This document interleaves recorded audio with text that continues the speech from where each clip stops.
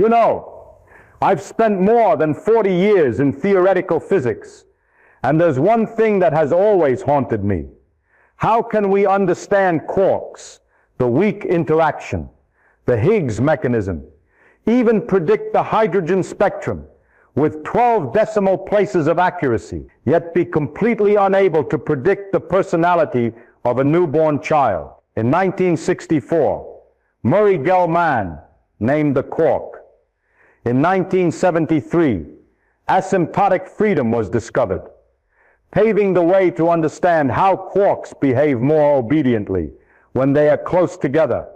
And by 2012, the Higgs boson was finally found at CERN, confirming the mass generation mechanism that the entire community had been waiting for nearly half a century. Yet despite all those glorious triumphs of physics, we still cannot answer one simple question: what kind of person will this child become? And that's when I want you to meet an idea that the scientific community calls emergence. The term appeared as early as 1875 in the work of philosopher George Henry Lewes, and today it is one of the central concepts of complexity science. Emergence says that when many simple elements interact, they can give rise to entirely new properties that cannot be found in any individual element. Look at water.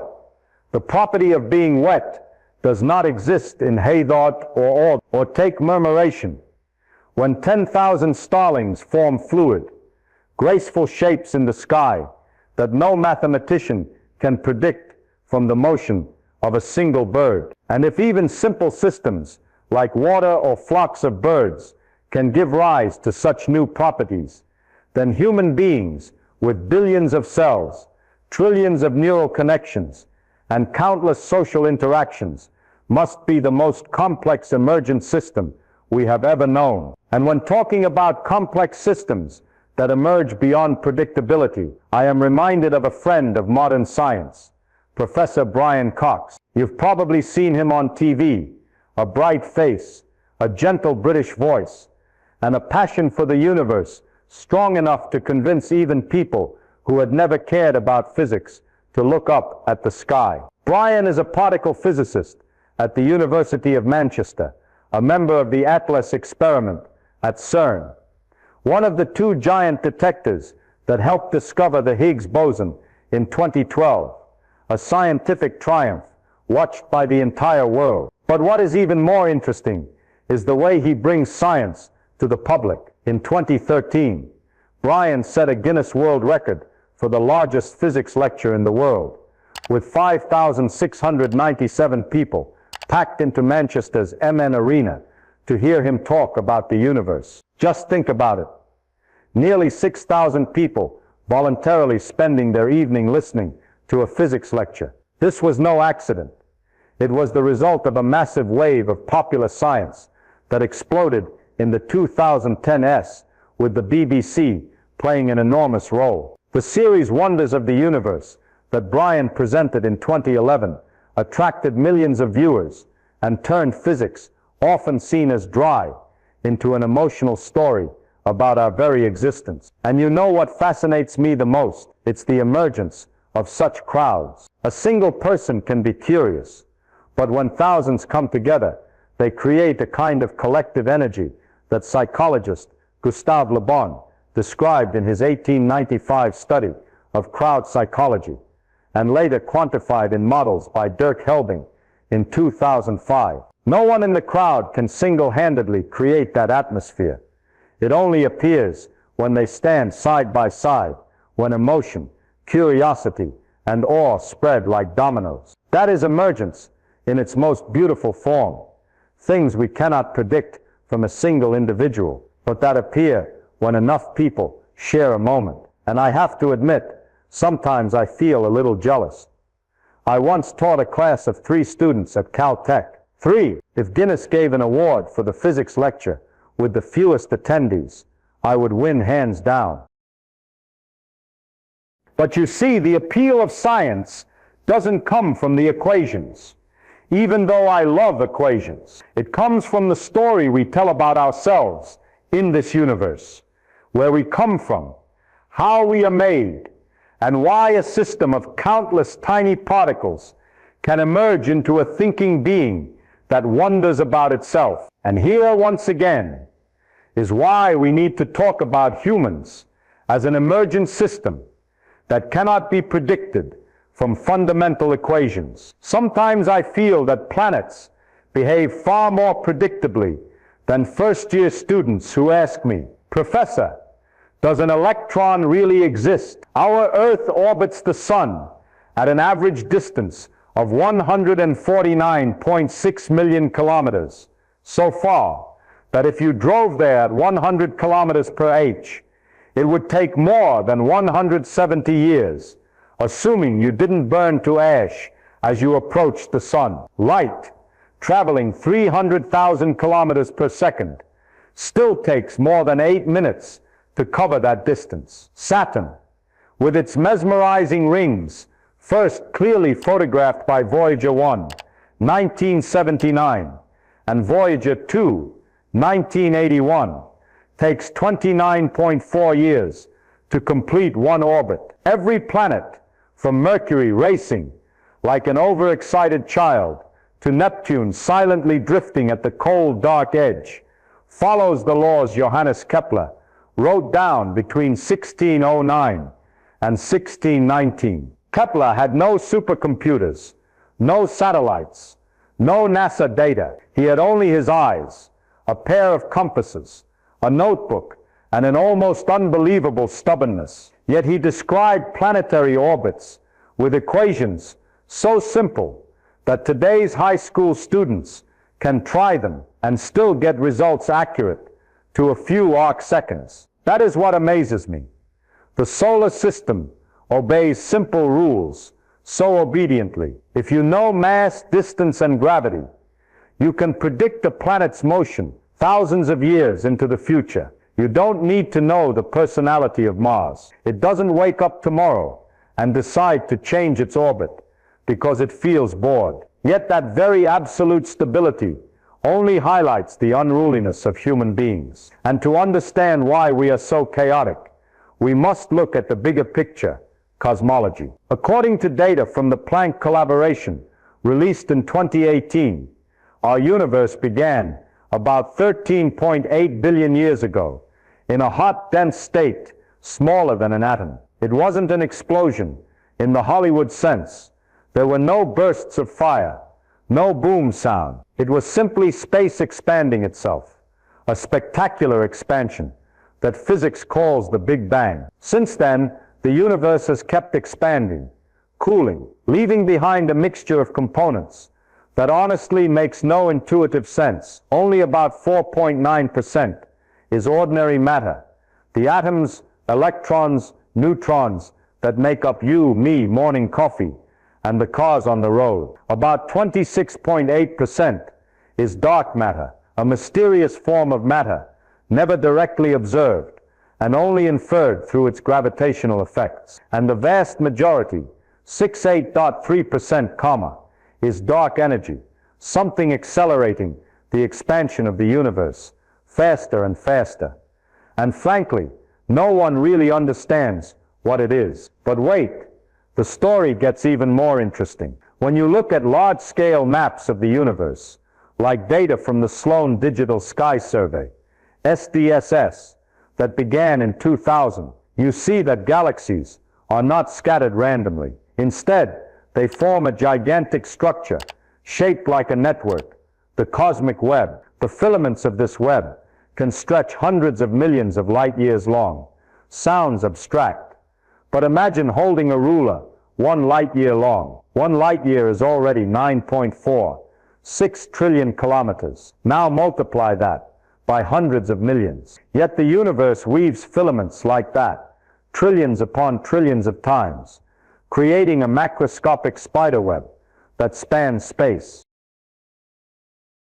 The strange thing is, no one drew the cosmic web. It emerged. Tiny quantum fluctuations during the inflationary epoch, just a tiny fraction of a second after the Big Bang, were stretched to galaxy-sized scales, creating this network. Those minuscule ripples through time and gravity, emerged into the largest structures in the universe. And this is when I laughed to myself. Planets behave. Neurons don't. If Kepler could describe planetary motion with 3 laws no one has ever written, 3 laws of human behavior, no equation predicts whether today you wake up feeling full of love for life, or tomorrow you feel stressed because your partner forgot to buy milk. Our brain, with 86 billion neurons, each connecting to thousands of synapses, creates a complexity far beyond anything in the solar system. And just as the cosmic web emerged from quantum fluctuations, human beings emerge from countless microscopic interactions that no equation can fully capture. So if the entire universe runs on emergence, and even the largest structures ever to exist cannot be predicted from initial conditions, then expecting that we can predict a human being, a nonlinear, chaotic, continuously changing system, is simply unrealistic. The universe may be humbly simple at planetary scales, but when you go deep enough or wide enough, it teaches you one lesson. The most important things are always emergent, and human beings are the most beautiful proof of that emergence. And if the cosmic web shows us how tiny quantum fluctuations can emerge into gigantic structures spanning hundreds of millions of light years, then your own body is the most spectacular example of how nature turns the small into the large, the simple into the unimaginable. Start with a single cell, a unit so small it requires a microscope to see, yet it contains 20,000 to 25,000 genes and nearly 10 billion protein molecules, carrying out millions of chemical reactions every second. Each gene is not a fixed command, but more like a flexible instruction manual. It turns on, turns off, responds to the environment, changes how proteins are made, and thereby affects the behavior of the entire cell. But the truly interesting part is not in any single gene or molecule. It lies in how they interact. Just as you cannot understand a piece of music simply by listing the notes. Now move up a level, the brain. What sits inside your skull is one of the most complex structures in the known universe, a system containing roughly 86 billion neurons. Each neuron connects on average to about 7,000 synapses, meaning the total number of synaptic connections ranges from 600 trillion to about 1 quadrillion, a number so large that even I, who have spent a lifetime working with infinities, have to raise an eyebrow. And imagine every one of those synapses can strengthen, weaken, disappear, or be newly formed, all depending on experience, emotion, hormones, memory, and even tiny random events happening in every millisecond. If the solar system is a predictable dance, then your brain is a chaotic festival where billions of dancers move to their own rhythm, yet still produce a meaningful harmony. Thought. The miracle is that no single neuron knows you are thinking, just as no single water molecule knows it is creating an ocean wave. Thought is emergent. It arises from countless microscopic interactions that no individual neuron can describe. And this leads to one of biology's greatest secrets. You cannot understand consciousness by looking at one neuron. You can only understand it by looking at the simultaneous activity of billions of neurons. This is where complexity grows, exponentially, from molecule to cell, cell to tissue, tissue to brain, brain to mind. At each level, nature creates a new emergent layer that cannot be fully reduced to the level below. It's like climbing a ladder where each rung speaks a different language. Genes speak chemistry, proteins speak biochemistry, cells speak biology, and mind speaks philosophy and emotion. And this emergence can be exquisitely sensitive. A tiny change can make all the difference. Take the serotonin transporter gene, commonly called 5-HTTLPR. This gene controls how serotonin, a neurotransmitter related to mood, is transported in the brain. A small variant in this gene, just a single change in the DNA sequence, can make one person react much more strongly to stress than another. Not because the gene decides their emotions, but because it modulates hundreds of other signaling pathways in the neural network. When signaling changes, thinking changes. When thinking changes, behavior changes. It's hard to believe that a tiny change in a single molecule can affect how you face life. But that is exactly how emergence works. The large is always influenced by the small, yet can never be fully predicted from it. This brings us to a clear conclusion. Human complexity does not come from our chemical Lego pieces, but from how they interact in space and time. The speed at which your brain processes information, hundreds of trillions of signals per second, far exceeds any supercomputer ever built. But the most astonishing thing is, you don't feel the chaos. When you think, you feel coherence. When you love, you feel depth. When you remember, you feel continuity. You never see 86 billion neurons flashing like a city lit up at night. You only see me, and that is the greatest emergence of all. The self, no molecule, contains personality. No gene contains dreams. No neuron contains consciousness. But when they all come together, they create something no single level could predict: a human being. And if this is only the progression from molecule, cell, neuron, mind, just imagine how many more layers of complexity are emerging from everything happening inside you every second. Humans are not merely an emergent system. We are the masters of emergence. And once you see how a small variant in a single gene can change the way a person responds to stress, you begin to realize something fascinating. Everything we experience, thoughts, emotions, choices, arises at a level that the fundamental laws of physics were never designed to describe. This may sound strange, especially since you know physics has done an excellent job describing the microscopic world. We have the Schrödinger equation of 1926, describing the evolution of quantum systems with unmatched precision. 2 years later, in 1928, Paul Dirac gave us the Dirac equation, uniting quantum mechanics with special relativity and predicting the existence of the positron, antimatter, discovered just 4 years later. Those equations are so accurate that given complete information, they can predict the behavior of electrons, protons, and photons to 12 decimal places. But here is the problem. Those equations tell you absolutely nothing about how a person makes a decision in the supermarket, how they behave in a crowd, or how they change their beliefs over time. That is macro behavior, and it simply does not live in the language of electrons or quantum fields.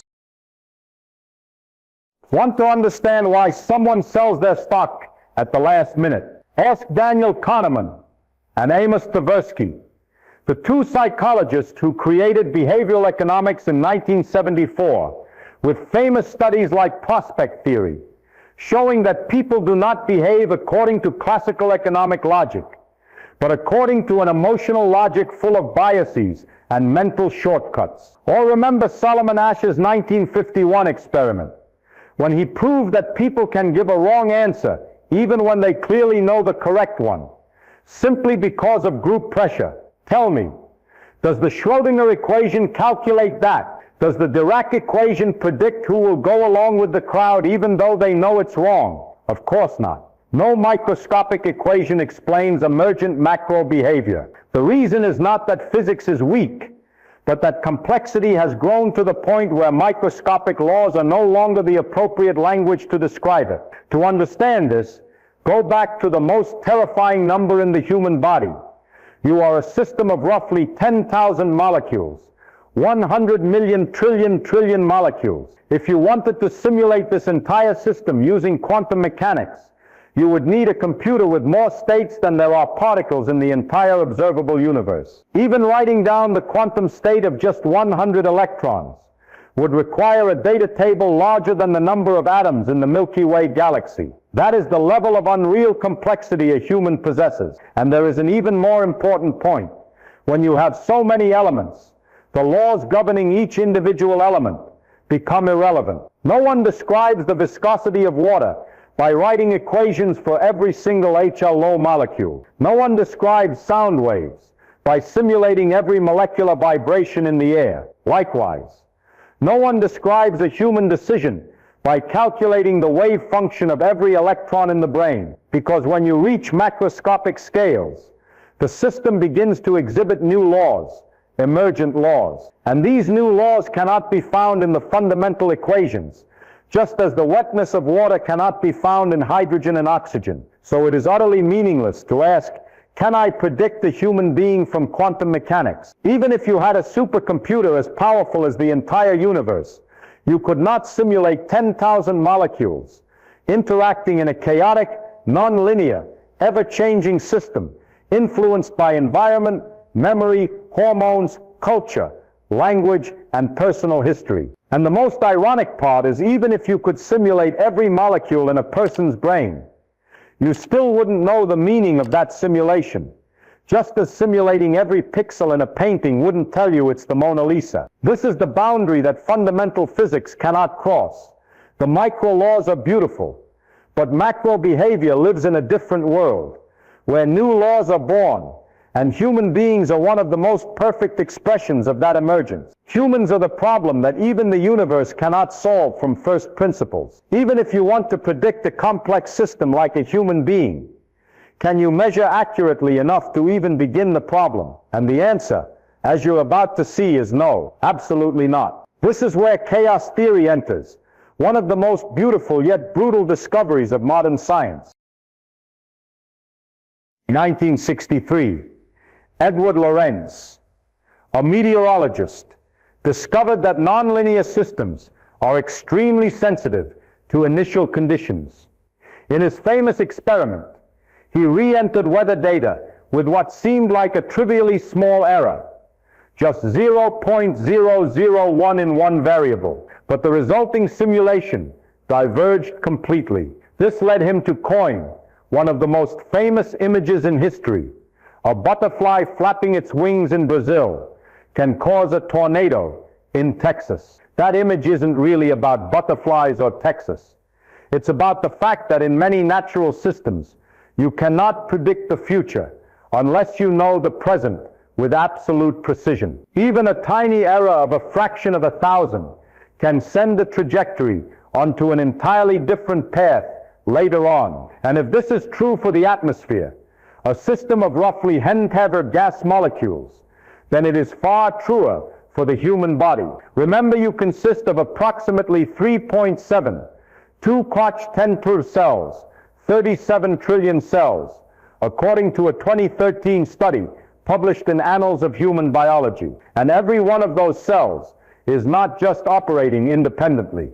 It is constantly interacting with its surroundings, receiving chemical signals, releasing hormones, transmitting protein information, repairing DNA errors, generating ATP energy. But the key point is, they do not operate in sync. There is no central clock making every cell run to the same rhythm. They oscillate, phase lag, speed up, slow down, respond to temperature, nutrition, stress, hormones. All these tiny fluctuations resonate over time, turning the system into a gigantic orchestra where every musician is both highly talented and wildly unpredictable, and there is no conductor. Now try to imagine predicting the future of such a system. You would need to know the exact state of 3.7 2-Koch 10 cells. Each cell contains billions of molecules, each molecule having position and momentum,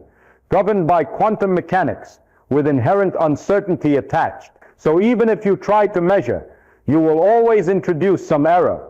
And if that error is on the order of 0.0001 in the Lorenz model, it is enough to make the prediction meaningless within minutes, because your body is not a linear system obeying commands.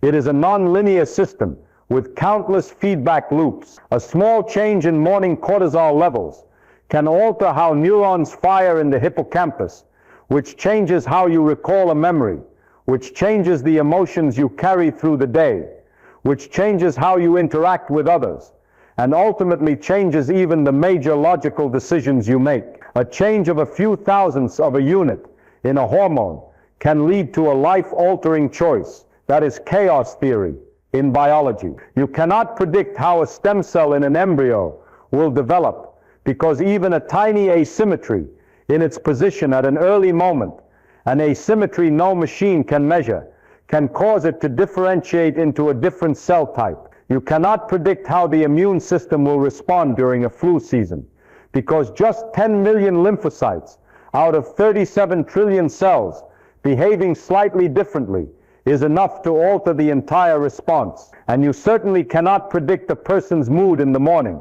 because even a 0.1% change in synaptic activity is enough to rewrite entire signaling networks. But the most beautiful part of all this is chaos is not a design flaw. It is a feature of life. If every cell in your body behaved like a planet, smoothly, regularly, without deviation, you would never be able to learn, adapt, create, or change. You would be a machine, not a human being. It is precisely this chaos that allows us to grow. It is precisely these microscopic fluctuations that allow thought to emerge. It is precisely this uncertainty, rooted in cellular activity, that makes humans an emergent system full of surprises. And therefore, every attempt to predict the human from first principles runs into an absolute barrier. If you cannot know the exact state of a system at the initial moment, you cannot predict its future state, especially when that system contains 3.7, 2 Koch 10 Kunde cells, each containing billions of molecules, each molecule subject to quantum uncertainty. You cannot measure accurately enough. You cannot compute accurately enough.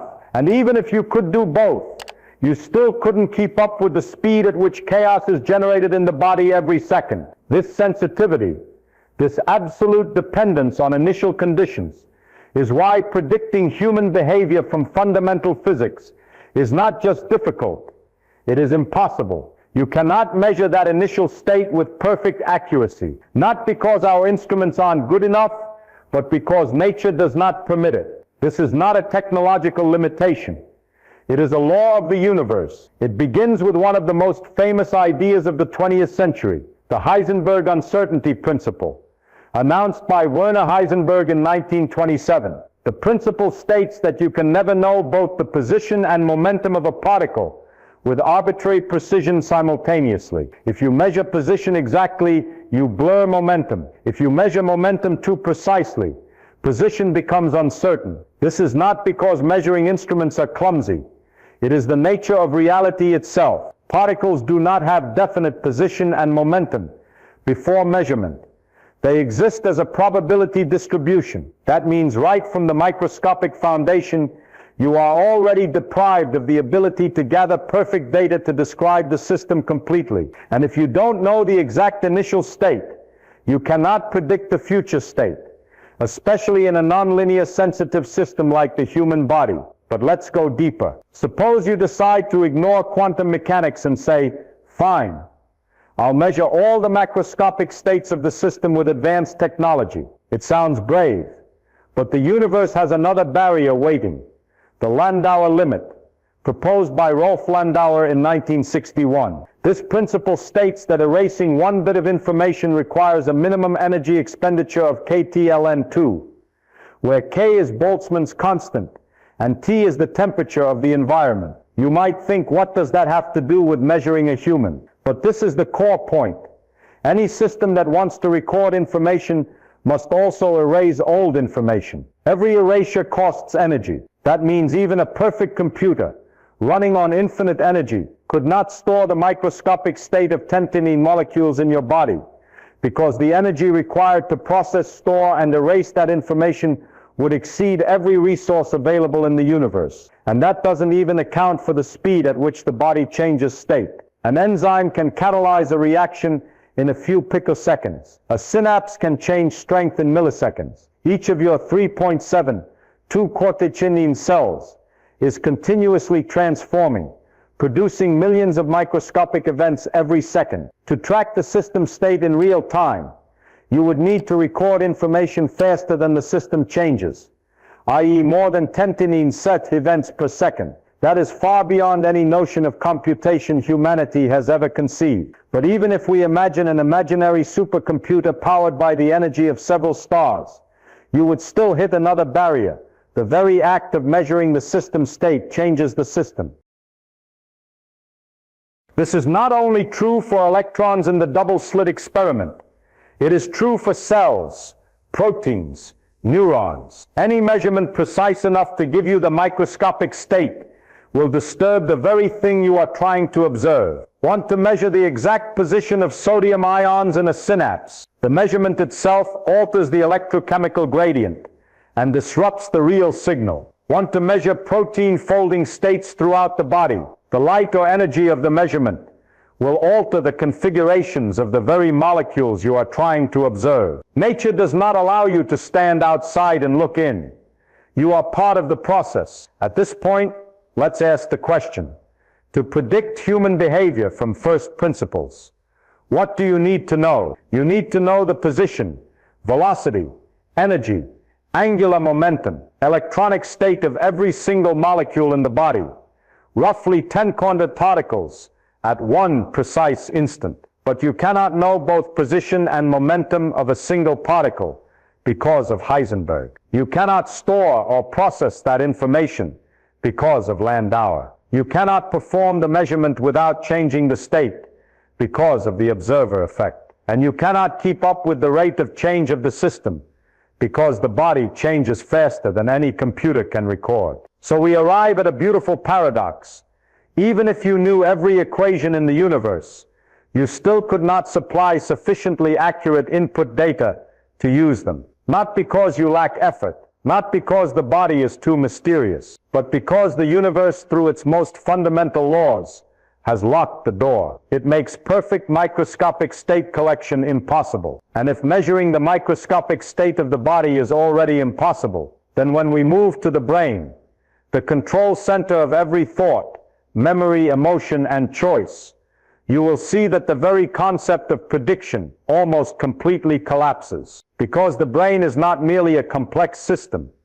It is a nonlinear emergent system where the smallest things can produce the largest differences, and where subjectivity itself, what you call I, does not reside in any single neuron, but emerges from the vast network of 86 billion neurons, continuously interacting with one another. Start with a simple but staggering fact. The brain processes about 10 synaptic events per second. That means in the time it takes you to finish reading this sentence, trillions upon trillions of events have occurred inside your head, each one potentially capable of changing how you think, how you remember, even how you interpret your entire life. To understand more deeply, you need to look at how the brain restructures itself in real time. fMRI studies over the past 2 decades, particularly from the Allen Institute and MIT, show that the brain is not a fixed circuit board. In just a few milliseconds, brain regions can change connection strengths, form new networks, erase old pathways, activate or go silent, depending on context. A person can change their brain activity pattern simply by thinking differently. For example, when they focus, get distracted, feel anxious, or relaxed. This functional connectivity is unlike any static system physics has ever described. It is like a city where the entire transportation system is being rebuilt piece by piece every millisecond, while all the vehicles are still moving. If you wanted to simulate it, you wouldn't just need to track 86 billion neurons. You would need to track how they continuously rewrite their own connection map over time. But the most fascinating part is still ahead. In 1983, neurophysiologist Benjamin Libet conducted a controversial but foundational experiment. He asked volunteers to flex a finger whenever they wanted and recorded brain electrical activity. To surprise, the brain began preparing for the action about 300 milliseconds before the participant became consciously aware that they had made the decision. That means your consciousness, The feeling that I am deciding is not the driver of the ship. It is merely informed a little late about what the neural networks have already decided. This is one of the strongest pieces of evidence that consciousness is emergent. It is not an independent entity. It is the result of countless unconscious processes happening simultaneously in the brain. Only when these processes cross a threshold do you feel that you are thinking or acting. This shatters the illusion that human behavior can be precisely deduced from microscopic processes, because your entire subjective experience does not reside in one neuron. It resides in the way billions of neurons coordinate together, and they do not coordinate passively. They self-organize, self-adjust, self-adapt. This is nonlinearity at its most beautiful. A small stimulus can trigger a huge response if it arrives at exactly the right moment in exactly the right network configuration. Conversely, a strong stimulus can be completely ignored if the brain is in a state not ready to process it. The brain does not merely respond. It recreates itself in every moment. That is why you never think the same way twice. Even when you try to recall an old memory, the act of recalling changes the neural network, causing the memory to be overwritten in a new way. This has been proven through reconsolidation studies in the 2000s. Memory is not a static file. It is a dynamic process.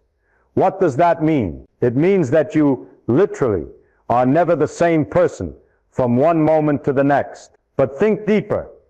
If the brain is a system of 10 postsynaptic events per second, restructuring on millisecond timescales, and consciousness is merely an emergent layer appearing above that entire chaotic activity, then how could any equation possibly predict exactly what you will think, feel, or decide 1 minute from now? And there's more.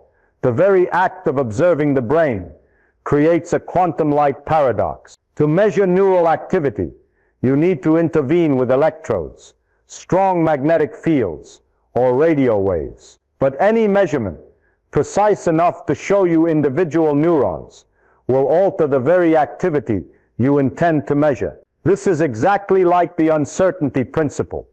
The harder you try to measure, the more you disrupt the system.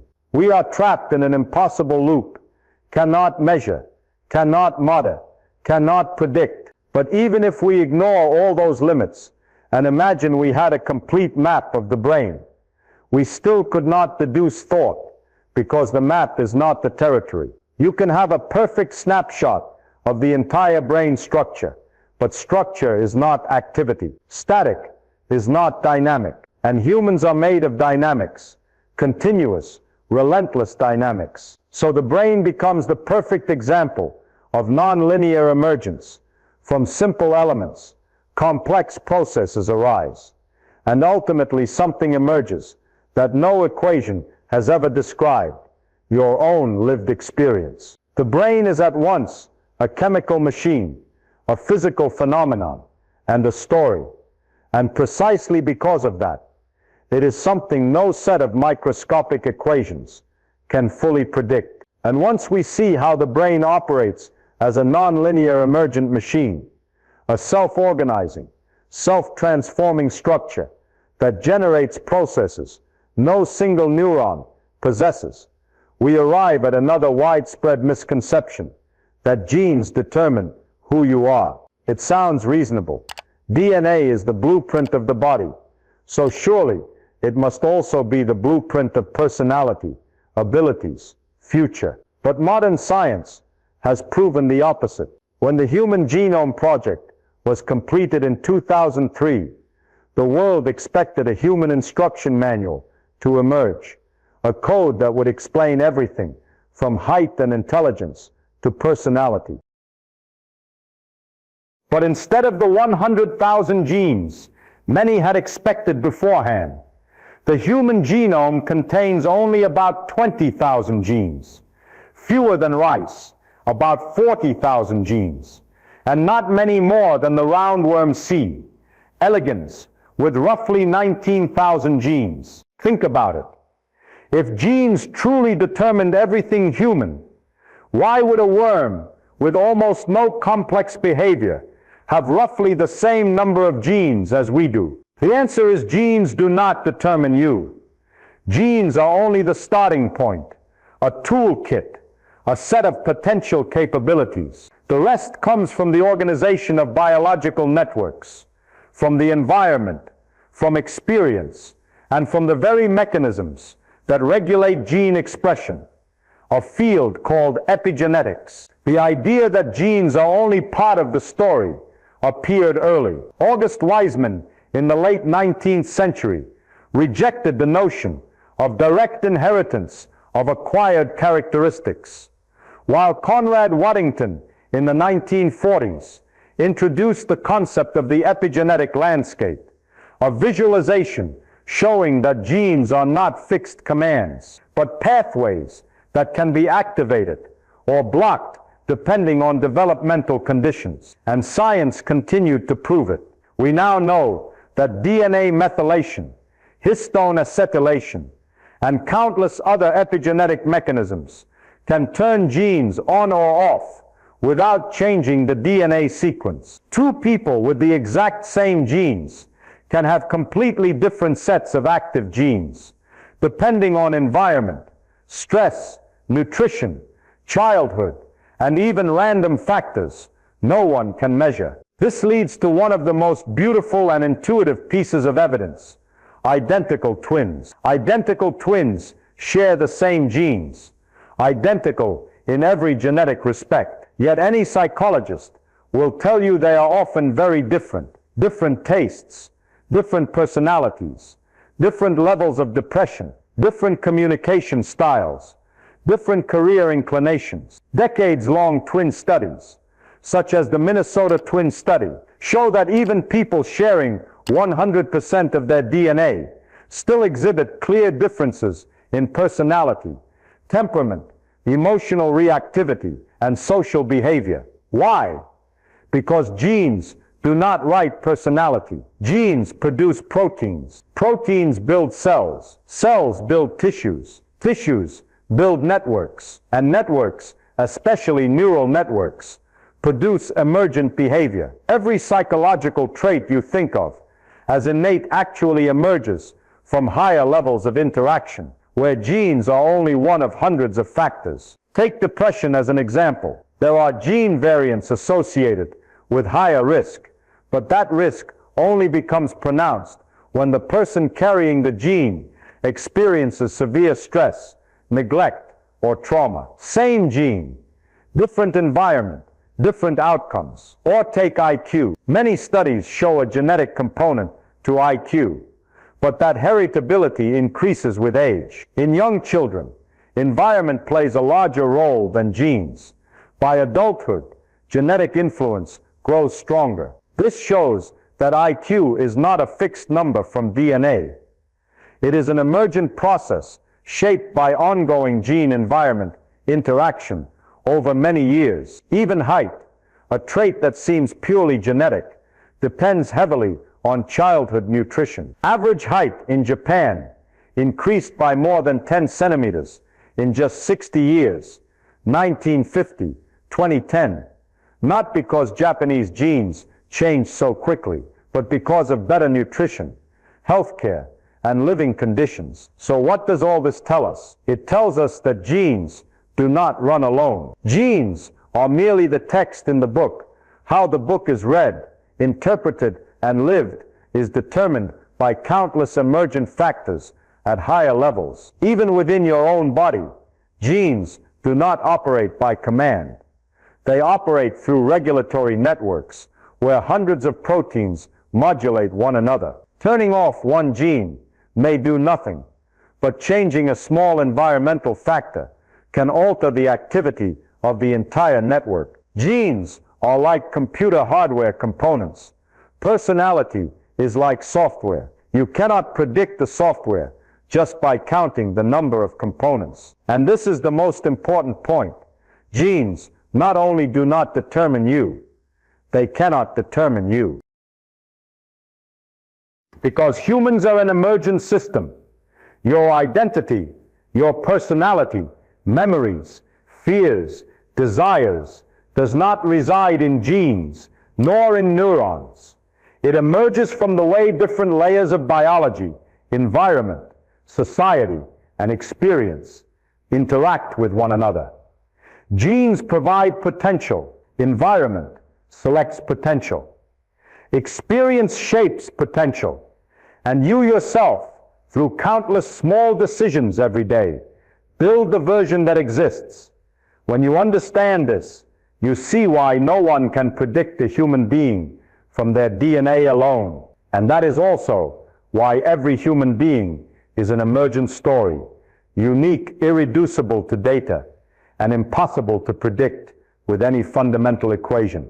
And if genes only lay the foundation, while the emergent brain is what truly creates personality, then there is a third factor that quietly but powerfully shapes human beings: the environment. Not the environment in the sense of clean air or polluted air, but everything you see, hear, touch, taste, feel, experience, and even everything that unconsciously affects you. When I say environment, I mean the enormous stream of information pouring into your brain every day. According to a 2009 study from UC San Diego, the average person takes in about 74 gigabytes of information daily, equivalent to watching 16 HD movies. Of course, most of this information never reaches consciousness. It flows into the brain's unconscious processing systems, where it is filtered, interpreted, and sometimes leaves behind tiny fragments you never become aware of. But the key point is, the brain does not record everything. It retains only a very small portion, the part it deems important, according to its own criteria. This creates an extremely significant consequence. Two people in the exact same objective environment will still produce two completely different subjective versions of reality, because their brains filter, prioritize, and decode information in different ways. The same event, for example, a small childhood criticism, might be forgotten by one child within an hour, but it might stay in another child's mind for life, influencing their self-confidence, communication style, and even career choices later on. That may sound like a psychological description, but neuroscience has proven it with very concrete data. The ACE Adverse Childhood Experiences Study, first published in 1998, showed that negative childhood experiences, such as domestic violence, neglect, poverty, parental substance abuse, not only temporarily affect emotions, but actually change the physical structure of the brain. The hippocampus shrinks, the amygdala becomes more sensitive to threats, the prefrontal cortex, the area responsible for rational control, develops less fully. In other words, experience creates anatomy, and new anatomy creates new ways of thinking. That means two children born with the same genes and the same basic biological mechanisms can become completely different people, simply because their environments pushed their brains to develop in two different directions. This is not a metaphor. It is an obvious fact in developmental neuroscience. But the environment does not only affect childhood, it acts continuously throughout life. When you read a book, your neural networks change. When you are criticized, your neural networks change. When you fall in love, your neural networks change. When you lose someone, your neural networks change again. And each change influences how your brain responds to the next thing. This is a non-linear feedback loop. Experience change in neural structure, new neural structure, new way of interpreting, new interpreting, new interpreting, new experience, and it continues. No model can track this loop, let alone predict it. Remember that you take in more than 70 gigabytes of information every day, but the amount you actually store might be only a few megabytes. That means the brain is constantly performing a compilation process. It discards 99.9% of the information to keep only the part it considers important.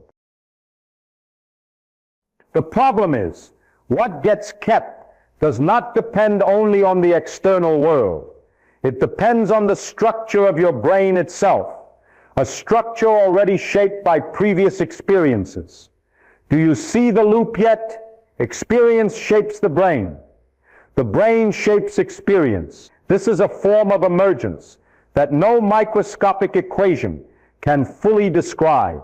But there is another factor that makes the environment a gigantic source of randomness. The unpredictability of social interactions. A casual remark from a stranger can change how you think about yourself. A chance opportunity can change your career. A single conversation can make you see the world differently, and you cannot model these interactions because they come from other people, each of whom is a separate emergent system. When you place one emergent system inside an environment of hundreds of other emergent systems, what happens becomes computationally impossible. And when you place all of that under a 74 GB daily stream of information, filtered by nonlinear neural systems, shaped by personal history, influenced by stress, hormones, sleep, experiences, and society, you understand why environment is not a secondary factor, but a vast source of randomness that plays a central role in human unpredictability. Nature does not try to make humans complex. Humans are complex because we live in an environment too information-rich for any system to fully process. And it is precisely within that chaotic sea of information that your personality, preferences, beliefs, fears, and ambitions emerge, arising along paths no one can predict from the beginning. If personal environment alone is enough to make human behavior unpredictable, then when you place an individual inside society, a tangled, dynamic, nonlinear, continuously changing network of relationships, any hope of prediction from first principles immediately vanishes into thin air. Society is not merely a collection of many individuals.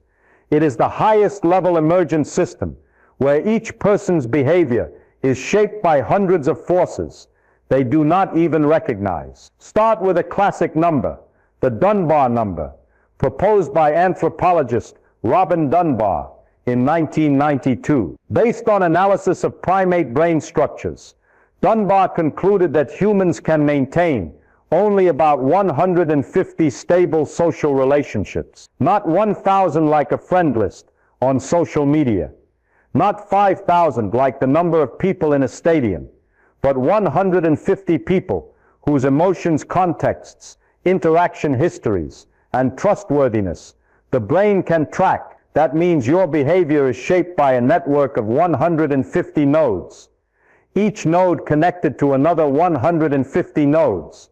And this network changes every day when someone arrives, leaves, gets angry, becomes happy, loves you, hates you, or simply forgets to reply to your message. But that is only the first layer. To understand the complexity of society, you must look at the phenomenon called social contagion. In 1998, Duncan Watts and Stephen Strogatz created the small world network model, showing that behavior can spread through a community in much the same way as a disease model. Only a few random connections are needed for an idea, emotion, or action to spread widely in just a few steps. That means if you are sad, that feeling can affect your close friend, then affect your friend's friend, then reach someone you have never met. Conversely, if someone in your network loses weight, quits smoking, exercises more, or becomes depressed, the likelihood that you change in a similar direction increases significantly. Science has proven this through large studies, such as the Framingham Heart Study, which followed nearly 5,000 people for over 30 years. Every behavior is a ripple spreading through multiple social layers, and you are affected by things you never see. How can you predict a person's behavior if that behavior is the result of hundreds of intersecting social waves every day? And imagine this network does not stand still. It changes over time. A new friend appears, an old relationship ends, a new coworker arrives with a different energy, an idea spreads on the internet, a trend rises and disappears in a week, a video suddenly goes viral worldwide. You live in an ocean of interactions that no one can model. But the most important thing is, society does not only affect you, you also affect society. Every personal decision changes a tiny part of the network, and that change can propagate several degrees. Like a small ripple on water, you are not merely the output of the system. You are part of the equation, and therefore this system of equations never has a closed solution. Let's return to the question. Can you predict the behavior of an individual isolated from society? No, because humans do not exist in isolation. You cannot model someone without modeling the network of 150 people who directly influence them, and the 150 quads 150 people who indirectly influence them, and the entire society that influences them through culture, media, stereotypes, expectations, laws, history, economics. To predict one person, you must predict everyone. You must simulate society. You must simulate the entire culture. You must simulate the economic market, the internet, the history of wars, political trends, artistic movements, random events, and even the emotions of people they have never met, but who influence them through a news article, a movie, or a single comment. Humans are not merely the product of genes plus brain plus environment. Humans are the product of genes. God is brain, God is environment, God is society, where each factor is itself a non-linear system, and society is the most complex emergent layer nature has ever produced. Your behavior does not only reflect you, it reflects your position in a much larger network, and that network, similar to the cosmic web, and similar to the synaptic network in the brain, cannot be predicted by any equation derived from fundamental particles. That is why society is the strongest evidence that humans cannot be described from first principles. Not because we lack data, not because we lack models, but because the very nature of society is emergent, a whole infinitely greater than the sum of its parts. Humans can only understand humans through stories, not equations. And that is precisely why human behavior remains a mystery, not only to science, but to each of us. Let's start with economics, a field many people think of as exact science, but in reality is a mirror reflecting the chaos of society. In 1963, mathematician Benoit Mandelbrot analyzed data from the US cotton market and discovered something shocking. Stock markets do not follow the Gaussian distribution that classical economics assumed. Classical economic models require the world to be beautiful, smooth, bell-shaped, with finite variance. But reality is different. Market price fluctuations have fat tails, meaning extreme events occur far more frequently than Gaussian predictions allow. This makes predicting markets almost a hopeless game, because a single small event at one point in the economic network can trigger a global domino effect, just as a stumble in the US subprime mortgage market in 2007 led to the 2008 global financial crisis. This shows collective emergent behavior far exceeds the behavior of individuals, and certainly cannot be reduced to fundamental particles. But economics is only the first layer of superemergence. The second layer, broader and older, is culture. If genes are the biological memory of the individual, then culture is the collective memory of society. Culture does not reside in one person's brain. It resides in the interaction network spanning many generations. It includes language, symbols, storytelling, rituals, art, customs, and countless things none of us invented, but all of us practice every day. From a distance, culture looks like a gigantic neural network where memory is not in individuals, but in the interaction patterns of many people. A single person cannot create culture. Culture emerges from millions of small actions by millions of people over hundreds of years. And this has a very powerful consequence. Culture shapes behavior as strongly as genes or the brain. A child raised in Japan, where culture emphasizes the collective, will develop different emotional responses and thinking patterns than a child raised in American culture, which emphasizes the individual. This remains true even when the two children have the same genes, the same brain structure, and the same biological capabilities. Thus, culture creates a new emergent layer that neurons cannot explain. Try modeling the behavior of an American in 2024 by simulating their 86 billion neurons alone. You will fail immediately because that behavior is also shaped by Hollywood, social media, political history, individualism, economic polarization, collective memory after events, while of which lie outside the individual brain, but directly affect that individual brain. And just when you think it cannot get more complex, you encounter the final emergent layer, ideology. Ideology is not a single idea. It is the product of history, plus media, plus events, plus power structures, plus crowd psychology. It emerges in the true sense. No one invented nationalism, liberalism, or religious fundamentalism. They appeared when countless stories, events, fears, hopes, conflicts, and memories intersected across generations. Ideology has the power to shape collective behavior in ways no individual neuron ever could. No neuron in your brain knows anything about capitalism or conservatism. But the network of experiences molded by family, school, media, national history emerges into powerful beliefs that can lead you to a ballot, a protest, or even war. And the most important thing is you cannot reduce an ideology back to a neuron, just as you cannot reduce a storm back to a single water molecule. When you look at an individual, what you see is not just 86 billion neurons or 20,000 genes.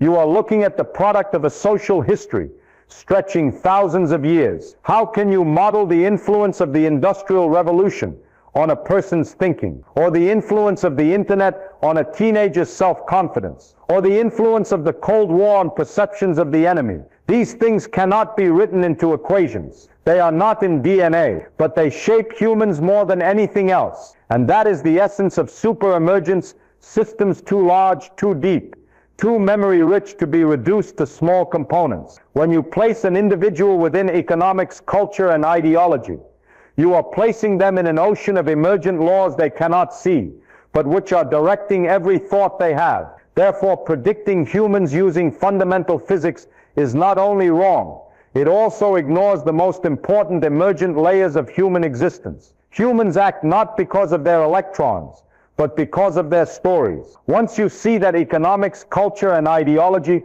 are all super-emergent layers that no microscopic equation can reach, you will immediately understand why artificial intelligence, no matter how powerful, cannot predict a human in the way many people hope. Because AI, especially large language models, does not learn from physics, does not learn from first principles, does not learn from the laws of the universe.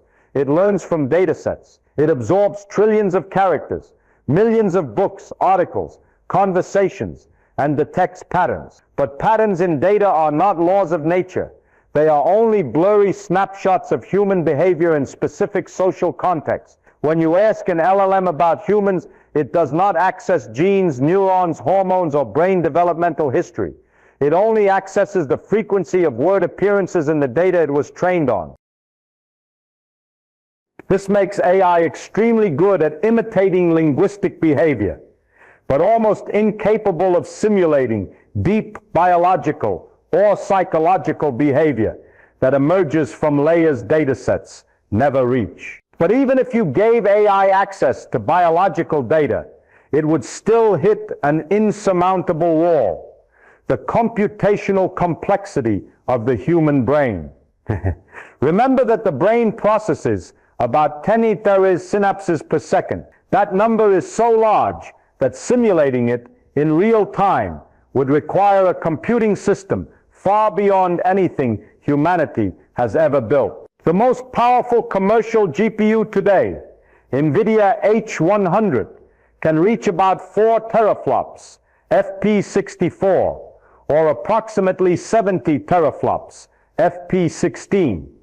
And in tensor core mode, it can reach hundreds of teraflops. But that is still only 10 efter liter. 10 efter liter operations per second. hundreds to thousands of times less than the actual activity of the brain. And that does not even address the bigger problem.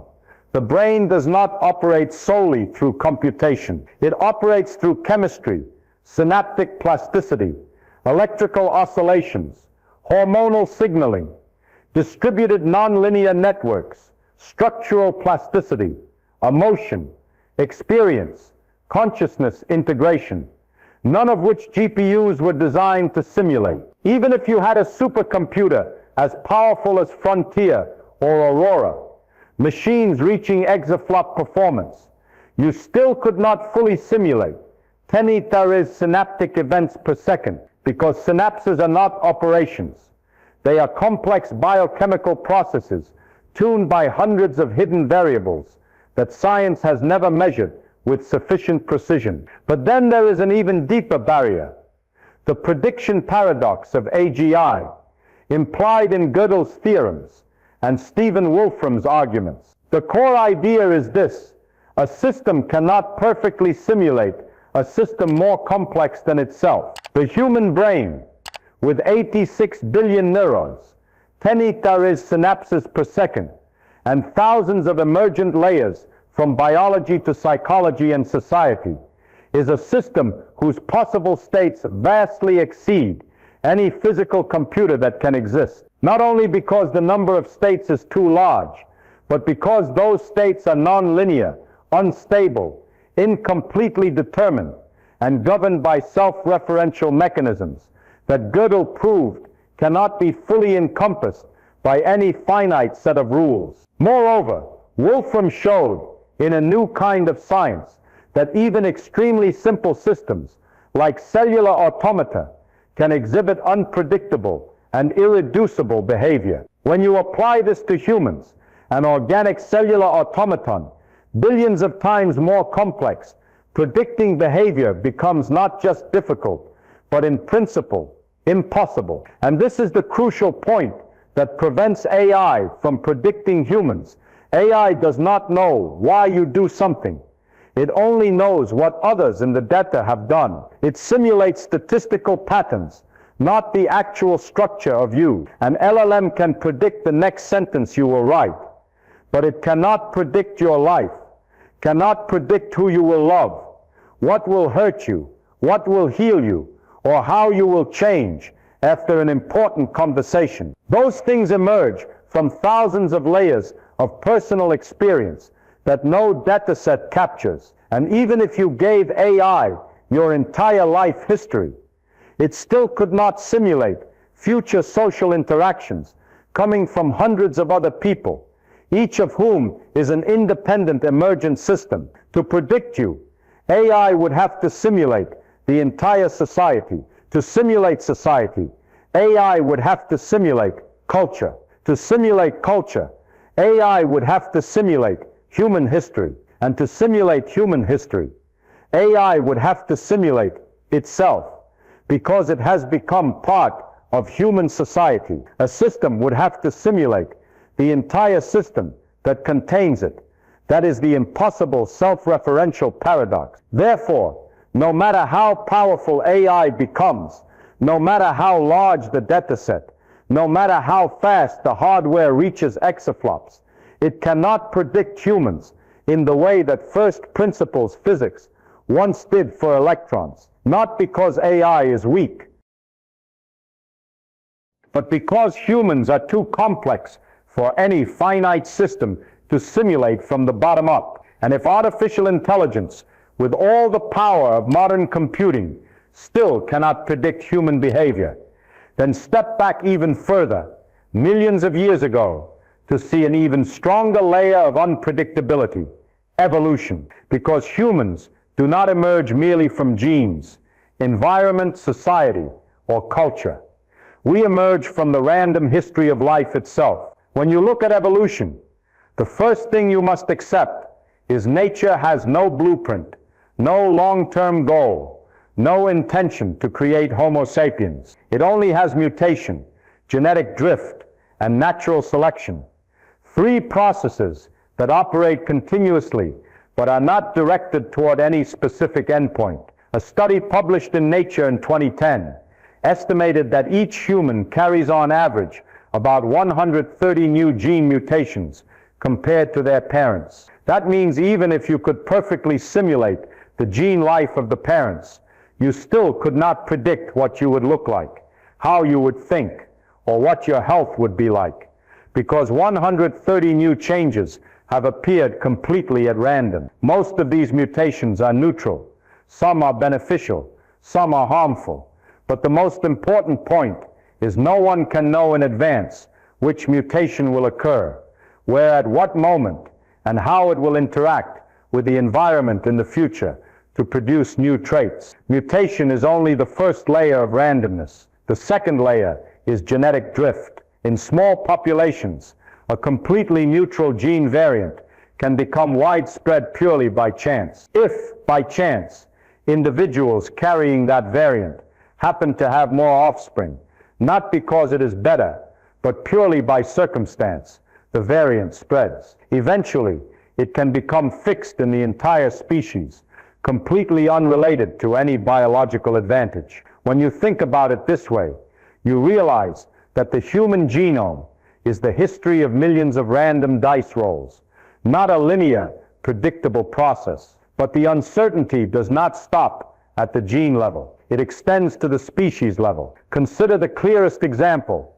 No one could have predicted Homo sapiens from Australopithecus 3 million years ago. Imagine a scientist standing in Africa 3 million years ago, looking at Australopithecus afarensis, a small ape-like creature with a brain only 1/3 the size of a modern human brain, living mainly by gathering, not yet using sophisticated tools. Ask that scientist, could this creature invent satellites, write symphonies, build particle accelerators, or debate quantum mechanics? The answer would certainly be no, absolutely not. No mathematical model, no genetic rule, no biological observation could predict that a creature with a 450 cc brain would evolve into Homo sapiens with a 1,300 cc brain, complex language, abstract thinking, and even the capacity to imagine the future. Even if you simulated evolution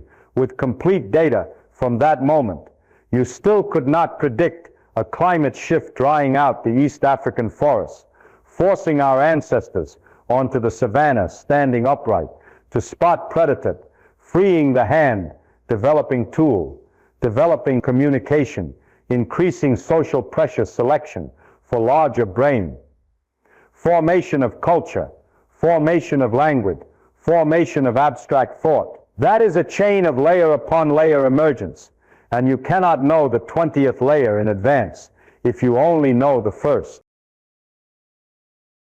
Evolution does not work by filling in the blanks.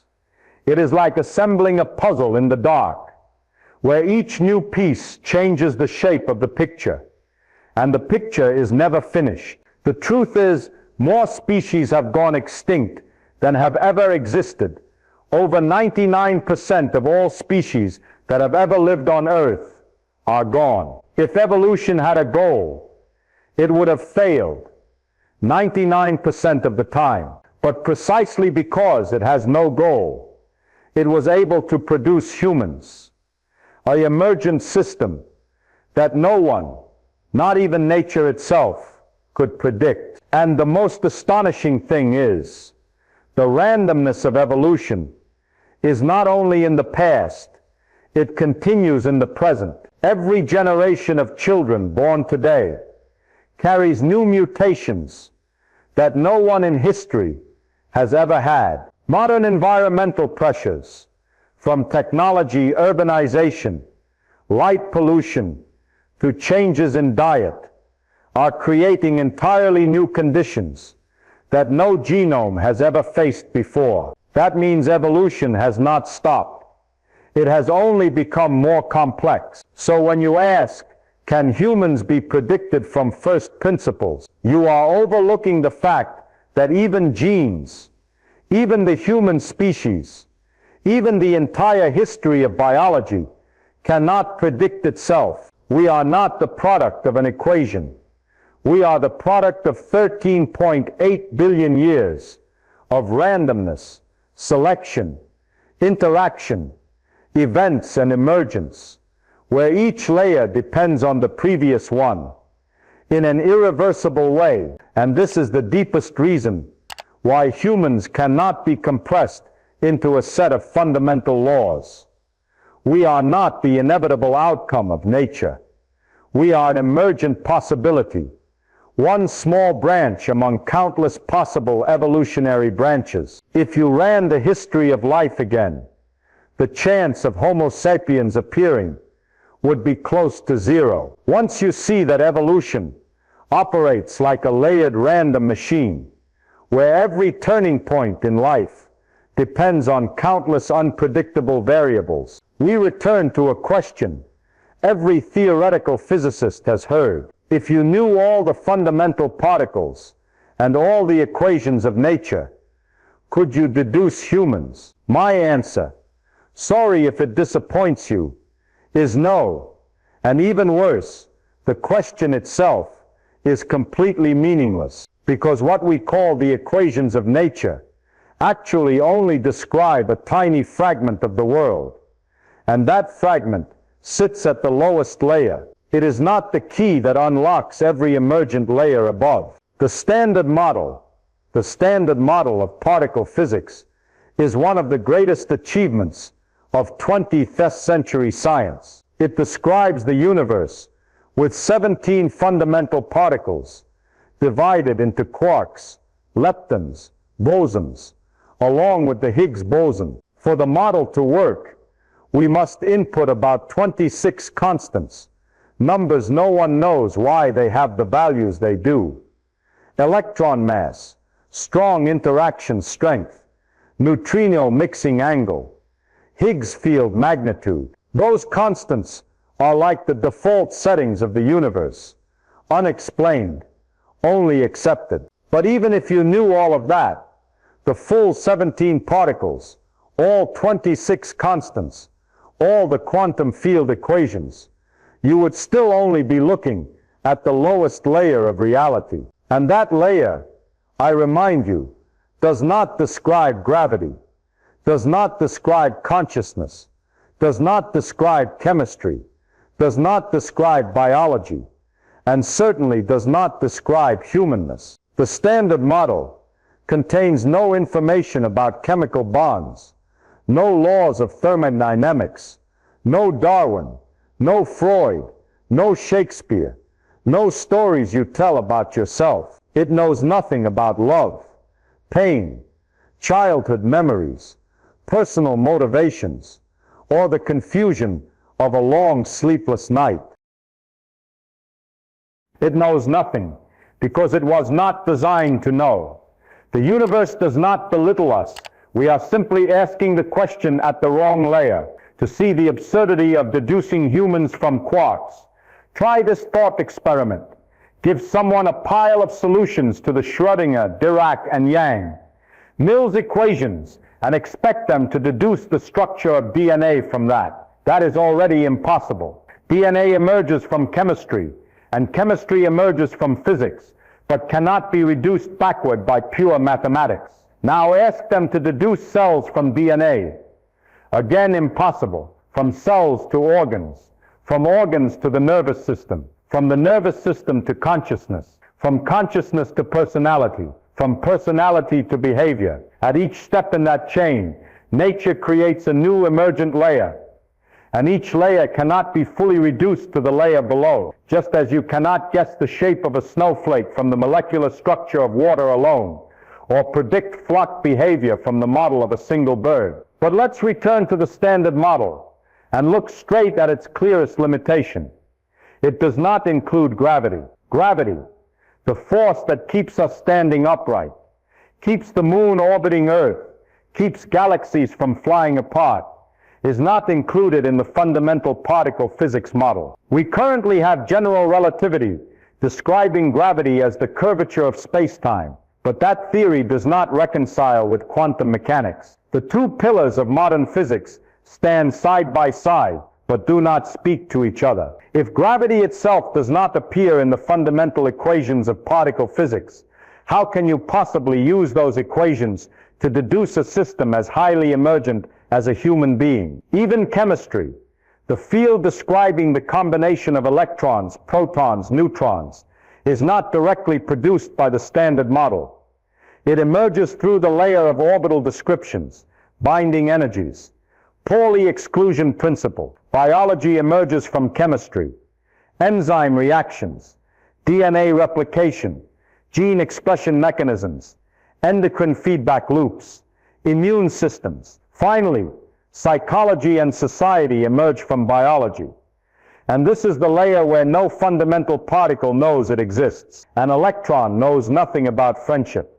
A quark knows nothing about curiosity. A photon understands nothing about decisions. And the Standard Model cannot predict any of those things, not because it is wrong, but because it was not built to do that. It explains the bricks. It does not explain the building. Every correct theory has its domain of correctness. The Standard Model is correct at the microscopic scale. But humans exist at an emergent scale, consisting of millions of interacting layers. Hoping to deduce humans from quarks is like hoping to deduce the Mona Lisa from the microscopic equations of oil paint molecules. You can simulate every atom in the painting, but you will never see the smile. And that is precisely why, although physics gives us a beautiful foundation describing the microscopic world, it can never describe the world of stories, memories, desires, and emotions that we call humanness. The Standard Model can tell you what the universe is built from,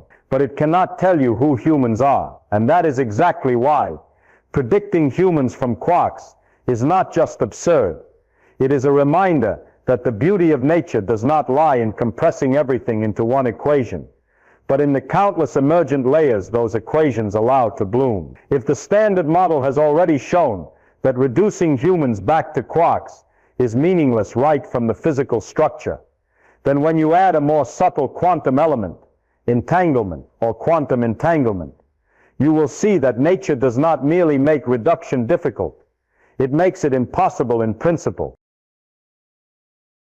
Because entanglement is not simply two particles connected to each other. It is a process in which information is spread across the entire system to the point that you no longer know where the original information is. One of the most profound discoveries of quantum mechanics is entanglement entropy, a measure of how much information is mixed in a quantum system. The paradox is, entanglement entropy tends to increase over time, even though the underlying quantum laws are time reversible. That means you can write very beautiful, very compact, very precise quantum evolution equations.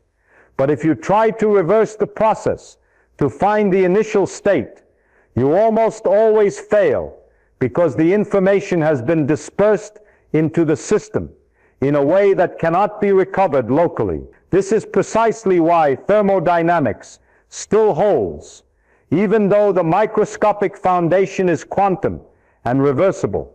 Entanglement destroys the ability to reverse. Now extend this to reality. Your brain is not an isolated system. Every second, billions of molecules in your body interact with the surrounding environment, exchanging energy, photons, phonons, electrons. Every neuron emits tiny electromagnetic signals that are absorbed by the environment. Every molecule in your body continuously falls into quantum interacting states with water, proteins, air, heat. That means you are continuously entangled with the environment, from the molecular level to the thermodynamic level. The consequence is that all microscopic information about the initial state of any part of your body becomes no longer belonging to you. It is shared with the environment, spreads outward, dissolves into the mixture we call reality. To predict you, an AI or any model would have to separate you from the environment. But that is impossible. Humans are never in an isolated state. You are entangled with everything you touch, everything you hear, every photon hitting your skin, every molecule you breathe in. There is no individual you. There is a larger system of which you are only a part. This becomes even more interesting in 2013 when Juan Maldacena and Leonard Susskind proposed the famous EPR conjecture. They suggested that two seemingly unrelated ideas in physics, Einstein, Rosen bridges and Einstein, Podolsky, Rosen entanglement, might actually be the same phenomenon, seen from two different perspectives. In other words, entanglement might be geometry, and wormholes might be a manifestation of entanglement. When two particles are entangled, we can think of a tiny quantum tunnel existing between them, not for interstellar travel, but showing that information between the two particles cannot be separated. Whether true or not, this conjecture gives us a beautiful picture. Entanglement is invisible tunnels, connecting every element of the universe, making information belong not to any individual part, but to the whole system. When you think, your neurons interact with millions of ions, billions of water molecules,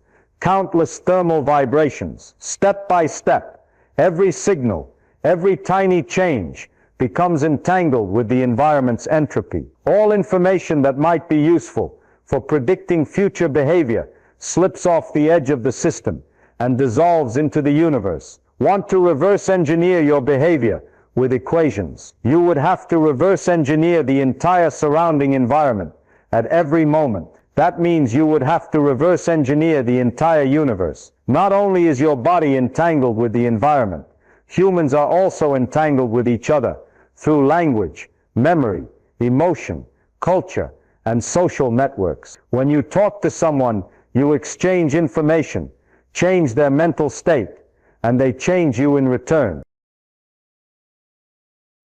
Every conversation is an entanglement event at the psychological and social level. Therefore, an individual's behavior does not emerge only from their brain. It emerges from the entangled network of countless interactions. You cannot assume that an individual is an independent unit. You cannot separate someone from their history, from the people they met, from the experiences that shaped them, from the stories they heard, or from the memories they created. Humans are not collections of particles.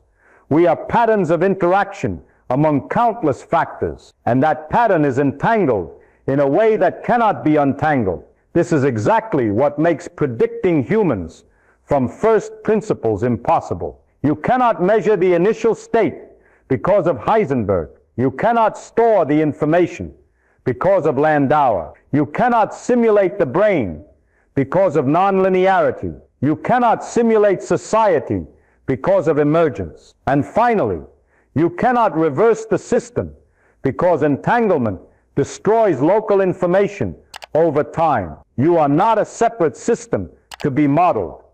You are a part of the universe, entangling itself. Predicting humans with fundamental physics is no different from trying to peel a wave away from the ocean to study it. The moment you separate it, it is no longer itself. Humans only truly exist in the entangled state with everything around them. And that is why each of us is a mystery that the universe never intended to allow to be solved by equations. If entanglement was already enough to shatter every attempt to reduce humans back to microscopic states, then when you touch on a bolder concept of modern physics, emergent space-time arising from quantum interactions, you will see that the problem is not just that we cannot model humans. It is that the very stage we stand on, space and time, is also not the fundamental layer of reality. This idea, which sounds more philosophical than physical, actually comes from very concrete research on quantum networks and information structure. One of the important turning points occurred in 2012 when Brian Swingle, then a young graduate student at MIT, proposed that tensor networks, a mathematical structure used to describe complex quantum states, could be understood as toy models of curved space-time. That is, instead of treating space-time as the background in which particles exist, you can do the reverse, treat entanglement as the foundation and space-time as the emergent geometric outcome of entanglement patterns. This idea became even more compelling when it was discovered that certain tensor networks, such as mirror, produce structures identical to the adze geometry used in string theory. This is no coincidence. It suggests that geometry is not an input to the universe. It is an output. Space may only be a surface woven from deeper entanglement threads. If entanglement changes, geometry changes. If geometry changes, space-time changes. And if space-time itself is emergent, then distance, time, motion, all the things we call physical context are also higher-level manifestations of quantum laws we have not yet fully seen. This may seem far removed from the story of humans, but it actually leads to an extremely powerful conclusion. If even space-time is emergent, then predicting humans from first principles is an impossible task, because first principles are no longer what we thought they were. In the years that followed, this concept was pushed further with the ER=EPR conjecture I mentioned earlier. If entanglement is truly equivalent to tiny Einstein, Rosen tunnels, then geometry of space-time, the distances, curvatures, spatial structures, is simply the way the universe manifests deeper information relationships. From there, many quantum physicists began asking, if entanglement creates space, what creates time? The answer is still debated, but many models suggest that time may emerge from the increase of entanglement entropy, meaning time itself is the flow of information becoming entangled among parts of the system.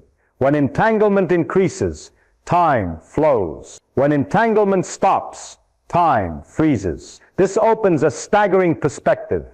We do not live in space-time. We live in an information network from which space-time itself emerges. Space and time are not the foundation for human existence. They are emergent results from the very quantum interactions that constitute everything, including us. And here, let me be clear.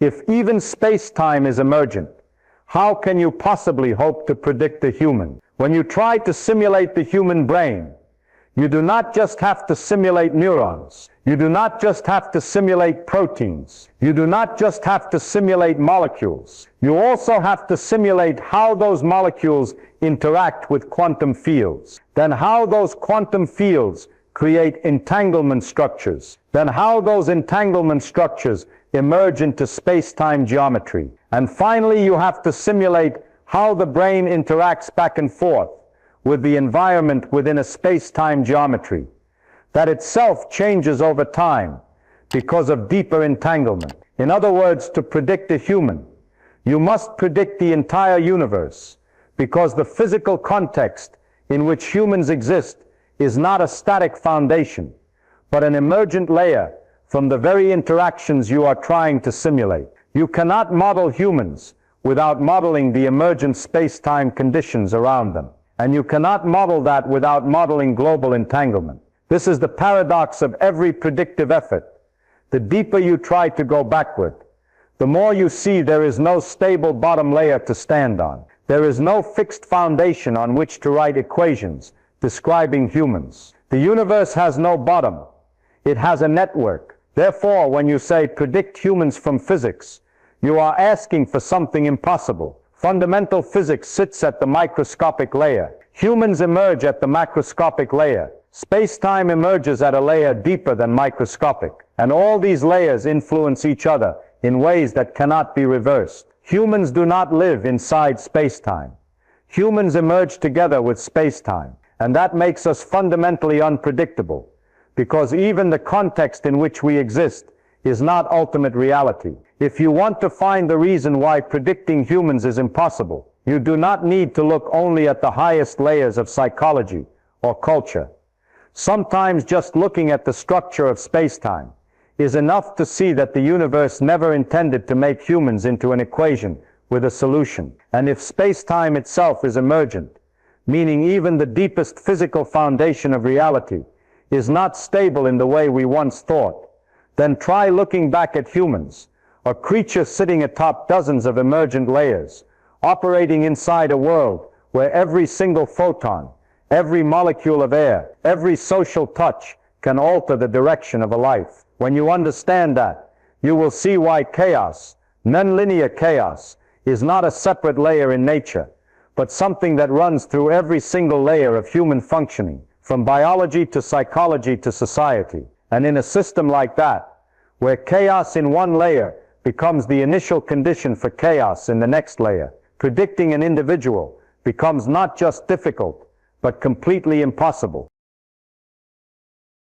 Start with chaos in biology. Your body is an orchestra of millions of simultaneous microscopic chemical processes, and just one small fluctuation can change the melody of the entire concert. Hormones, those messenger molecules in the body, oscillate by the minute, even by the second. Your cortisol level can change just because you caught an uncomfortable glance from a stranger. Serotonin fluctuates when you think of a sad memory. Dopamine rises just because you received a sweet text message. These oscillations are not linear. They do not follow a regular formula. They are like thermal fluctuations in a small region of the atmosphere, irregular, hard to predict, and strongly amplifying. But that is only the first layer. The second layer is even more intense. Your microbiome, the ecosystem of microorganisms living in your body, consisting of about 100 trillion bacteria. That number is many times larger than the number of human cells you have. And the funny or terrifying thing is that the microbiome changes every day according to diet, sleep, stress levels, environment, medications, even the weather. A small shift in the ratio of gut bacteria has been proven to affect anxiety, depression, reward-seeking behavior, and emotional regulation. That means a random change in some unconscious bacterial population in your gut can make you want to go for a walk today instead of staying home, or vice versa. From gene cell microbiome, hormone neuron, mood behavior, layer upon layer of chaos stacks on top of chaos. But now, let's move to the psychological level, where chaos becomes more familiar with your everyday experience. Human mood oscillates according to a cycle called the circadian rhythm, lasting about 24 hours and governed by hormones, body temperature, light, and the biological clock. But the circadian rhythm is never perfectly stable. One night of insomnia throws the whole system off. A morning with too much coffee throws it off a little more. A blood sugar spike when you skip a meal makes neurons react more intensely to negative stimuli. A sudden memory surges when you hear a song, causing adrenaline to spike in just a few seconds. All of these things happen continuously, creating new initial conditions for your behavior every minute. So how do you predict a person today while their serotonin, dopamine, and cortisol levels are oscillating like ocean waves? But then there is the third layer, chaos in society. In the age of social media, an individual is not just affected by the 150 closest relationships of Dunbar's number. They are affected by thousands of social data points every day. A tweet, a short video, a provocative comment, a viral fake news story, or an inspiring post.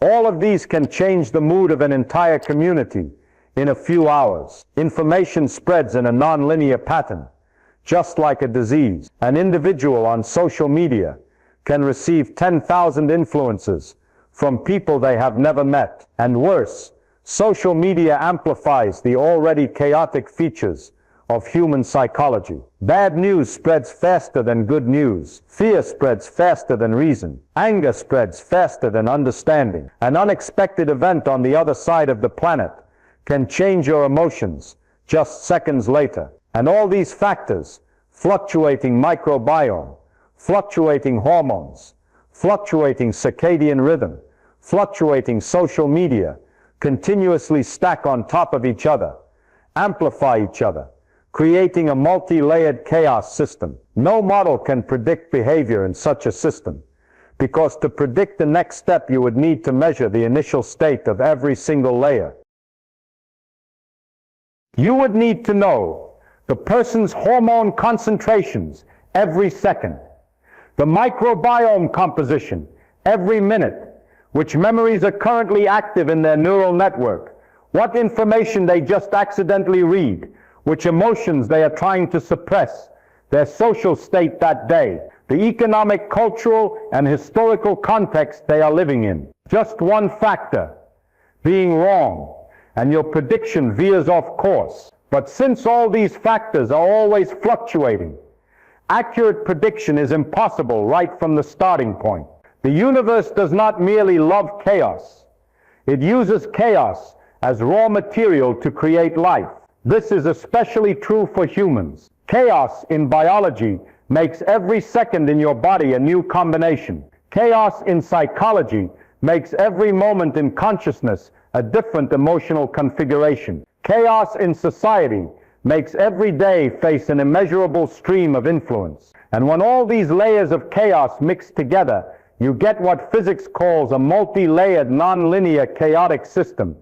The kind of system that even the most powerful supercomputer cannot predict accurately even 1 hour ahead. If someone claims they can predict humans using fundamental physics, they have not understood chaos. If they claim they can predict using AI, they have not understood the social layer. If they claim they can predict using neuroscience, they have not understood the microbiome. Humans are not the sum of those layers. Humans are the chaotic superposition of every layer, emerging in a way no model can reduce. And amid all that chaos, from the microbiome, fluctuating by the minute, hormones shifting by the hour, emotions swinging with the circadian rhythm, to society fluctuating with every scroll, you might think predicting humans is completely impossible. And yes, predicting an individual is impossible. But that does not mean we cannot predict anything. In fact, science has long shown that while each individual is an unsolvable maze, collective behavior follows statistical patterns that are astonishingly stable. This is the most beautiful paradox of behavioral science. You cannot predict one person, but you can predict the crowd. Start with one of the oldest principles, the Weber-Fechner law, formulated in the 19th century. This law states that human perception does not increase linearly with stimulus, but logarithmically. This explains why a person easily notices a change in light intensity in a dark room, but barely notices the same change in a bright room. It explains why a light pinch in a sensitive area hurts more than a hard pinch in a less innervated area. And more importantly, it shows that sensation, something that seems chaotic and deeply subjective, actually obeys very clear statistical laws. When it comes to economic decisions or choice behavior, no one has had greater influence than Daniel Kahneman and Amos Tversky. Through prospect theory in 1979, they showed that humans tend to fear losses more than they desire gains, and that we make decisions not based on absolute value, but on changes relative to a reference point. For example, losing $100 hurts more than the pleasure of gaining $100. This behavior is nonlinear, full of biases, full of emotion, but it can be predicted at the statistical level. That means even though you cannot guess what specific person A will do in a situation, you can guess what proportion of people in that group will do it. This is also true in physics. Many people mistakenly think physics is the science of certainty, but in reality, since 1926, the entire field has been based on probability. Quantum mechanics, the foundation of all modern technology, does not predict the exact position of an electron. It only predicts the probability of where the electron will appear. And strangely, that probability is accurate to the point that experiments must use 12 decimal places to verify it. That means the universe does not tell you the particle is here. It only tells you the particle has a 72% chance here, 28% there. You do not know the individual case, but you know the pattern. And that pattern is enough to build lasers, computer chips, MRI machines, GPS, and everything else. When you bring this probabilistic thinking into human science, you see something similar. We cannot predict every single action, but we can predict behavioral trends. For example, you cannot predict which specific person will share fake news, but you can predict the spread rate of fake news. You cannot predict who will buy a product, but you can predict the consumption habits of a group. You cannot predict who will feel sad when, but you can predict seasonal emotional fluctuation levels. You cannot predict who will vote for which candidate, but you can predict political shift waves on the scale of millions of people. Even the most chaotic systems have their own statistical laws. The temperature of a gas, the motion of molecules, diffusion, entropy, all of these are unpredictable at the individual particle level, but perfectly predictable when you consider billions of particles. Humans are the same.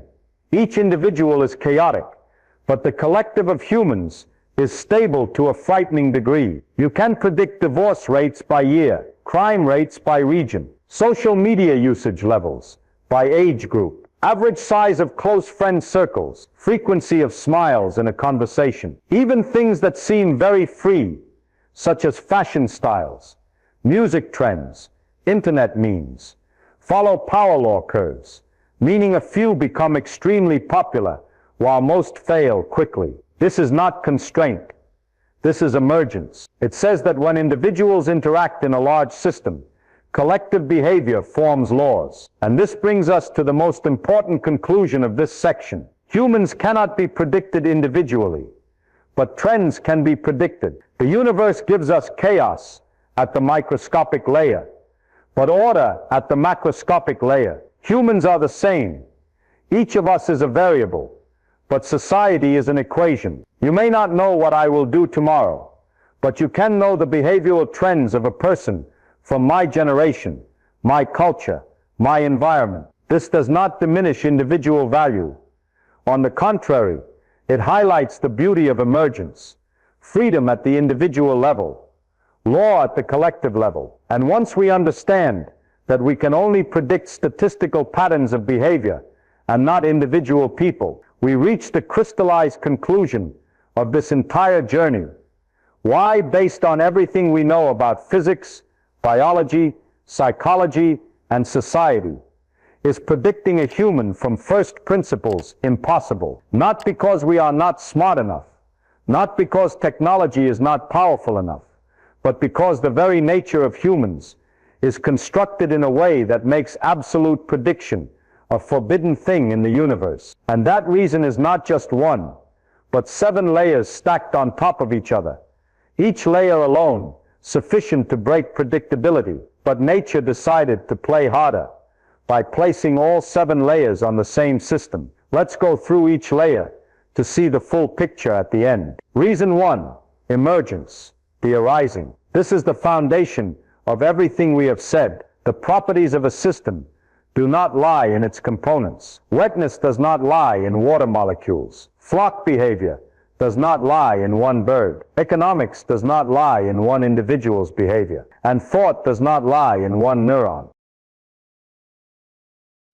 Everything important about humans emerges from the interaction of billions of elements: genes, cells, synapses, neural networks, psychology, society, culture, ideology. Every time we move up a layer, nature gives birth to a new set of laws that cannot be fully reduced backward. So right from the first layer, predicting humans from their constituent parts is already impossible. Reason 2, nonlinearity. Not every change is proportional to its cause. A small change in hormones can alter your emotions for an entire day. A small social signal can reverse the behavior of an entire community. A small stimulus in the neural network at exactly the right moment can lead to a completely different decision. The brain has 86 billion neurons, each capable of amplifying or suppressing signals, making the system a gigantic nonlinear feedback machine. In a nonlinear system, identical inputs do not produce identical outputs. So how can you predict the future if even a perfect copy of you under similar conditions might not make the same decision as you? Reason 3, chaos. Sensitivity to initial conditions makes any complex system quickly become unpredictable. An error as small as 0.0001 in the input data is enough to lead to completely different outcomes.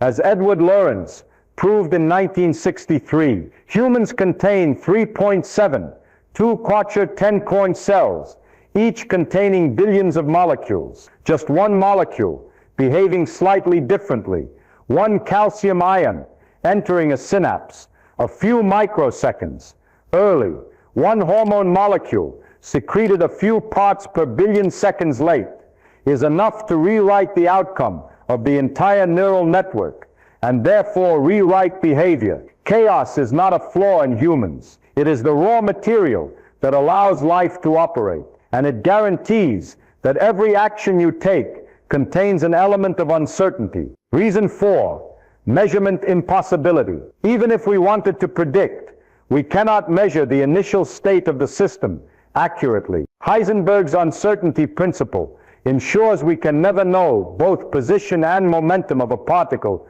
exactly. Landauer ensures we cannot store or process infinite information because the energy cost of erasing one-bit scales with KTLN2 and any measurement precise enough to describe molecules in the brain destroys the very state you want to measure. That means the input data needed to predict you cannot be obtained, even in principle. No data, no model, no prediction. Reason 5, environmental randomness. Every day you are exposed to 74 GB of information. Every day you meet new people, hear new sentences, perform small actions you do not remember, but your brain still records part of. Childhood experiences have been proven, a study, 1998, to change the physical structure of the brain for life.